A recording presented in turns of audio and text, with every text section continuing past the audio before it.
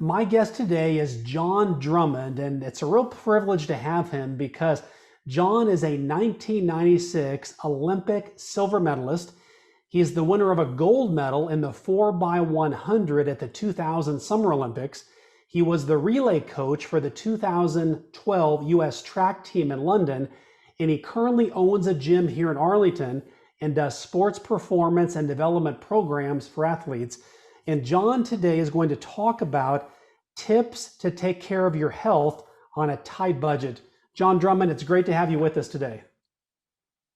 Thank you, Derek. It's a pleasure to be with you, and I'm excited. Great.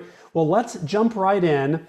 Can you define, John, what a healthy lifestyle looks like? Sure. First of all, I think what a lot of people need to understand that a healthy lifestyle has to do with doing things that's going to improve your quality of life. Okay. Whether it's fitness or eating habits or stressless, environments, that is what a healthy lifestyle is. Everyone thinks healthy lifestyle is just diet, but it also has to do with, stress-free environment or stress-free situations, because stress itself creates cortisol, and cortisol is what creates, weight gain. And so a healthy lifestyle has to do with, managing and maintaining a stress-free life, being as healthy or fit as you can be, and eating and dieting, in such a way that promotes all those things aforementioned. I'm glad you mentioned stress. What are some things that people can do watching now that if they're feeling stressed, out of control, what are some simple things that you would advise them to do to reduce the amount of stress they're feeling? I think one thing people tend to do is stay in stress environments. I think if people are in stressful circumstances, whether it's job or family or whatever, sometimes, you need to take a break. And so you have to define what that break is. For me, I just kind of go in a room, shut the door, and watch, some comedy. Right. Okay. I like tell everybody this is my stress-free time. Right. Don't Okay. bother me. I'm closing the door. I'm gonna watch some comedy, and that's what I do. And then other occasions, I may just take a walk. If a lot of people, they use their lunchtime to add more stress, like, oh, I got to go pay a bill, or I got to go get something to eat, but sometimes you got to just sit down and be still, be quiet. You can meditate, you can pray. There's a lot of things that you can do that does not require, a lot of time and energy to kind of be in a stress-free environment and still be in your workforce, so to speak. Yes, that's great insight, John. And what are the parts of a healthy diet? Can you describe what that looks like for someone? Well, can I just be honest? I don't eat healthy anymore. At least you're honest. That's what counts. Yeah, I'm just gonna be honest. I don't eat bad. Okay, there's a difference between eating bad and eating healthy. I don't have a very stringent or strict eating diet. I have learned to eat right. Okay. Get the proper nutrients through vegetables, get the proper protein through certain meats. Now, I do try my best, just because it just doesn't make me feel good. I try to stay away from fried foods. I try to stay away from, a lot of processed foods. But that doesn't mean I don't enjoy chocolate chip cookies or chocolate. Anybody that knows me knows, you want to get on the good side, just bring me some chocolate, and lemon pies from a lemon tasty cake pie from Philadelphia. That'll make you my best friend, right? But at the same time, I don't do a lot of processed foods. I don't do a lot of fried foods. I like everyone else. If I get hungry, I will roll through the fast food restaurants, but I try to pick the healthier choices, except when I go to Popeyes and get a Popeyes chicken sandwich. Right. You don't go to Popeyes to eat healthy. Okay, I'm just gonna say that. You go to get that chicken sandwich, and that's it. But I think for the general person, if you're trying to eat healthy, the most important thing is balance your vegetable with your protein. And that's like, I'm going to always eat something green. and I'm going to always eat a protein like chicken or fish. Okay. And red meat. That's an easy way to think about it. So many people, I think, overcomplicate their diet, but as you said, eat something green, eat a protein. It even rhymes. It's easy to remember. Yeah, I mean, it's just I think everybody complicates it because, it's like, what green should I eat? What meat should I eat? It doesn't matter if it's green, whether it's broccoli or collard greens. Don't overcook it, don't over season it. The importance is you want to get the nutrient from it. I've always been taught to fuel your body. Okay. Yes. A lot of people eat to get full, F-U-L-L. I eat to fuel, F-U-E-L. Okay. So I'm only going to eat enough to get me from point A to point B. Yes. There's a whole lot of diet opportunities and programs out there. A lot of people today are doing the intermittent fasting. I don't know if I've been doing it right or wrong, but I've been doing that my whole life.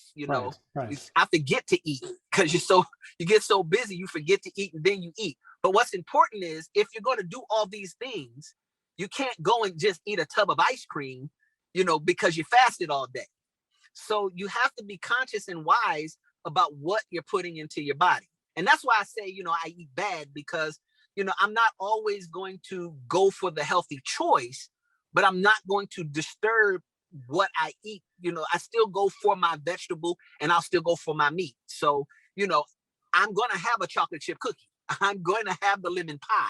Right. I'm just going to do that. But I'm going to balance that by eating healthy, somewhere else in that daytime. Yes. So someone listening right now might be on a tight budget and they want to eat healthy, which can be hard to do. What are some tips you would have for staying healthy and fit without breaking the bank? If you want to shop and eat healthy, stay on the outside of the aisle. Don't go into the middle of the aisles. Okay. All the healthy foods are on the outside of the aisle. Ah, okay, interesting. Yes. When you go to the grocery, when you walk in the door and turn left, if you stay on the outside, you're going to go through the produce section. Right. Then you go through the milk and cheeses, and then you get to the meats and all that stuff. And then you'll get into, if you just stay on the outside of the aisles, you can find all the breads and all that stuff. You'll find it. It's when you start going up and down the middle of the aisles where you find all the junk foods and the chocolate chip cookies and the, all that stuff. Right. Not to say you can't go into the aisles that have, seasons and all of that stuff, but be conscious of the aisles you're going down, and that's pretty much it. I mean, it doesn't have to be expensive. Snacks are expensive. Fruit, not necessarily as expensive, Right. And so, you just have to kind of manage it that way, That's a good idea. I've never thought of it of staying on the outside of the aisles there. And you touched on this too, John, about healthy snacking. Obviously, there's the salty chips, the greasy foods, which tend to be the least expensive of the foods. What are some ideas that you might have for some cost-effective snacks that people could replace the bad things with? So, the issue is salt. It's not necessarily, chips are bad. It's salt. If you're going to go and buy chips, then buy the not so salty chips. Okay. And so the potato chips are bad, but what makes them even worse is the high sodium. I'm not a big proponent of, say, buy sugar-free stuff, right, because it's still sugar. There's still sugar in that stuff. But like for example, when I drink Gatorade or any type of sport drink, I cut it in half. I don't drink it just out of the bottle. Oh, I'll get a Gatorade and I'll get a water and I'll get a cup and I'll split it in the middle. Now, it doesn't taste as great as you would like, but when you're thirsty, think about it. The average person puts ice in their drink and They wait for the water. They wait for that ice to melt and then they drink that drink. Well, it's kind of watered down. I've gotten used to that taste. The watered down taste for me is better for me because it's not so much sugar, but I'm also getting, the thirst quenched as well as maybe some electrolytes from the Gatorade. So even if I drink a Dr. Pepper, I do the same. I water it down some because I want to cut the sugar. So these are tricks that I've used throughout my career, even when I competed. These were tricks that I used to enjoy the things that everybody enjoys, but at the same time, not overconsume. Now, here's the thing. Here's a trick. Here's a trick. They have these little packaged, like chocolate chip cookies and whatever in what they say 100 calories. So if you want a snack, then just do the 100 calorie snack. It's still the chocolate chip cookies, but it's only 100 calories. So you can get away with that because you're basically satisfying your appetite, basically. Right. Well, and I like that because you're controlling your splurge. It's okay to eat the cookies, but just not eat the whole box of cookies is what gets people into problem. Plus, they spend more that way as well. Well, let's talk about, you mentioned eating out. How do people balance eating out, eating in? Is there kind of a ratio there? I know people like to eat out as a treat and so forth, but are there some budget ideas you've got on that front? I think that's a preference issue. Okay. I'm not a big go to a restaurant eater. I've never really been a big go to a restaurant eater because, I guess I grew up in Philadelphia where my mama said, I can make that burger. You want a McDonald's? Here, take this, eat this burger. Right. Okay. She got some Wonder Bread, made a hamburger, put some mustard ketchup on it and some pickles. That's a McDonald's burger. Okay. Yeah. So, as an adult, the only time I really like to go out to eat really is if I'm like on vacation or if my wife and I and the kids are out and it's like, we're out of the house, let's go and eat. Right. But I've never been a person who's like, hey, let's just go to a restaurant and eat. I'd rather cook, Yeah. But for those persons who like to go out, again, some of the easy choices is, especially today, because a lot of restaurants have a healthy choice menu.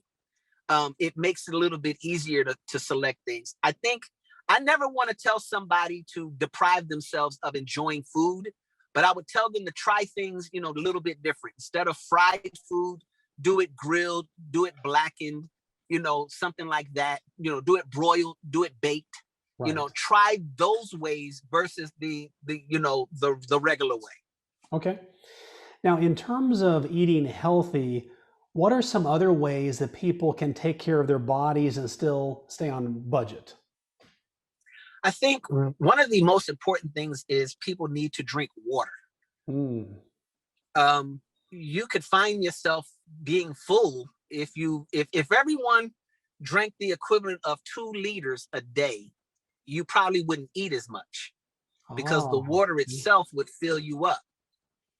There are a lot of things that you can do to kind of like cut and curb your appetite, but just in simple, I always take water and squeeze some lemon in it, because I just like that taste, or you can do like a lot of people doing with these infused waters. But I think more people need to drink more water throughout the day instead of getting something to eat. Right. So I've learned, just to recap, I've learned a couple things so far. I've learned you can water down your drinks, which make them last longer, save money, and reduce sugar. You can shop on the outside of the aisles, which is where all the good stuff is. You want to eat a green, eat a protein. And then, as you said, drink a lot of water, which it's free and it's good for you, and also can save you money on food. So you're giving us some really practical strategies here, John. This is great. And can you share, in your experience, can you share a story maybe of someone who wasn't living a healthy lifestyle and was able to take some of these tips and really turn things around, improve their health, and still stay on a budget? So, as a personal trainer, I can give you multiple stories. I've had quite a few clients who they come in and you can tell when a person is the thing that's keeping them from losing weight is the stress in their life. Yes. Okay. A lot of people that I've trained and a lot of people that I've worked with, I've learned stress eat. So, when you interview them and talk about their diet and, what time of day, I always take everyone through a 7-day diet diary. And I ask them as best they can, as often as they can, no matter what it is, from the time you wake up to the time you go to bed, document what you eat, the time of day it was, and give me an idea of, what was going on. So in other words, if you woke up in the morning, the first thing you do is go, wash your face, brush your teeth, take a shower. Then you went to the kitchen, got some coffee. Well, write that down. I drank coffee.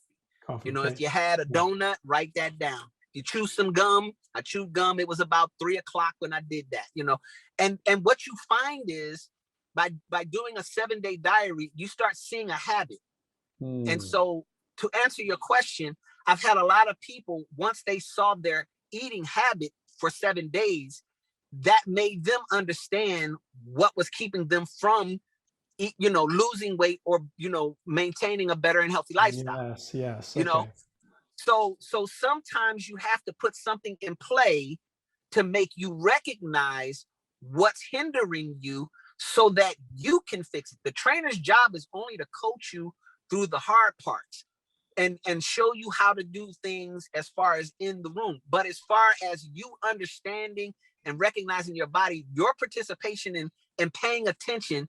I ate this cake because my children was in the room screaming and I needed I needed something to pep me up, or I felt dragging. I was dragging, so I drank a Coke, so you need to see these habits.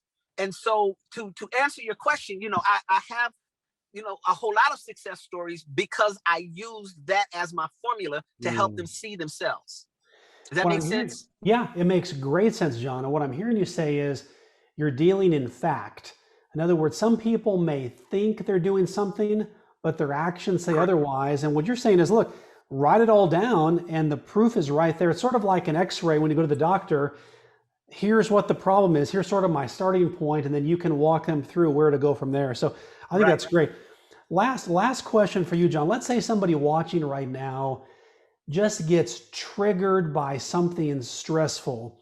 Is there something you would advise them to do? Is there a practice you have? Is there something you can advise them to do, whether it's exercise or mental, where they can say, okay, here's how I'm feeling. Let me do this to help me get better and respond to this in a better way? That's a very good question. And I don't know if I have the right answer, because it's a moving question.